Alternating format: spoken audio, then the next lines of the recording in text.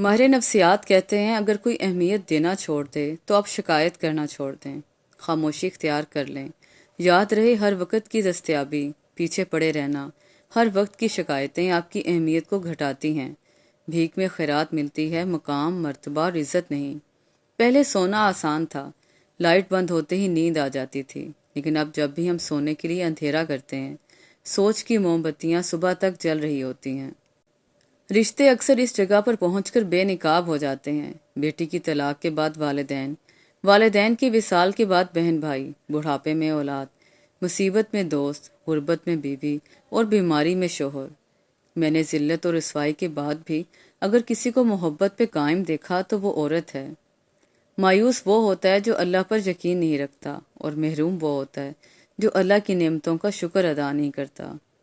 رسول اللہ صلی اللہ علیہ وآلہ وسلم نے فرمایا، لوگو اللہ کے حضور توبہ کرو، کیونکہ میں دن میں 100 مرتبہ اللہ کے حضور توبہ کرتا ہوں۔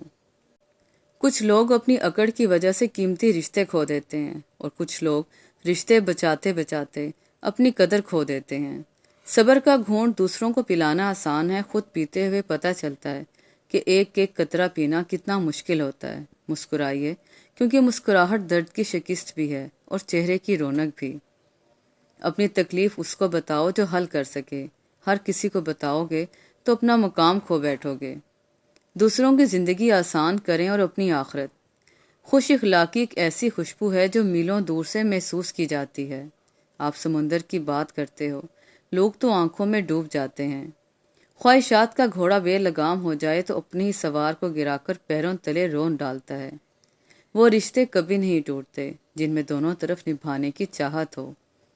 زندگی میں جب انسان کو ہدایت مل جائے تو وہ یہ نہ دیکھے کہ وہ کیا کر چکا ہے، بس وہاں سے اپنا راستہ بدل لے۔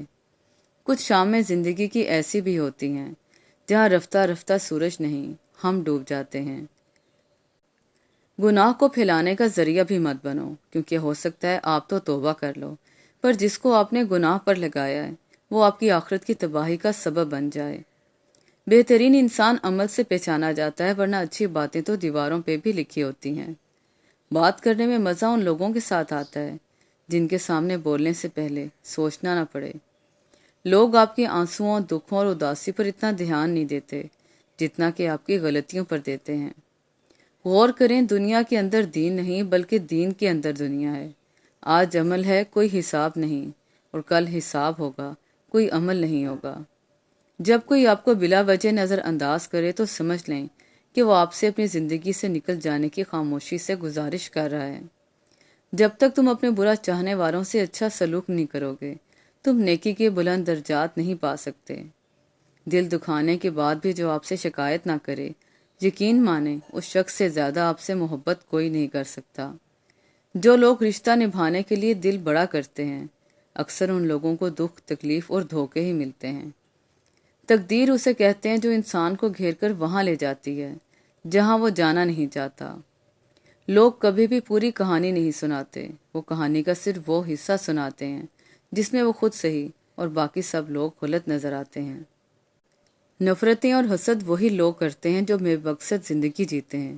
جن کے پاس مقاصد ہوتے ہیں وہ کبھی چھوٹے لوگوں میں شامل نہیں ہوتے۔ اکثر ہم ماں کی محبت تو بیان کرتے ہیں لیکن باپ کی قربانیاں فراموش کر جاتے ہیں۔ اگر ماں چھت ہے تو باپ دیوار۔ دیوار کے بنا اولاد کے لیے محفوظ پناہ گاہ نہیں بن سکتی۔ چھوٹے چھوٹے قدم رب کی طرف بڑھانے سے مشکلیں معجزوں میں بدلنے لگتی ہیں۔ انسان ان چیزوں سے کم بیمار ہوتا ہے جو وہ کھاتا ہے، زیادہ وہ ان چیزوں سے بیمار ہوتا ہے جو اندر ہی اندر اسے کھا رہی ہوتی ہیں۔ تبھی تو جان ایلیا فرماتے ہیں، وہ باتیں کھا گئیں مجھ کو جو باتیں پی گیا تھا میں۔ صرف ہاتھوں، لفظوں یا لہجوں سے تھپڑ نہیں پڑتے، عمل کے رد عمل بھی بڑے گہرے نشان چھوڑتے ہیں۔ آپ سیکھنا چاہیں تو آپ کی ہر غلطی آپ کو سبق دیتی ہے۔ مخلص ہمیشہ پیچھے رہ جاتے ہیں اور چمچے ہمیشہ بازی لے جاتے ہیں۔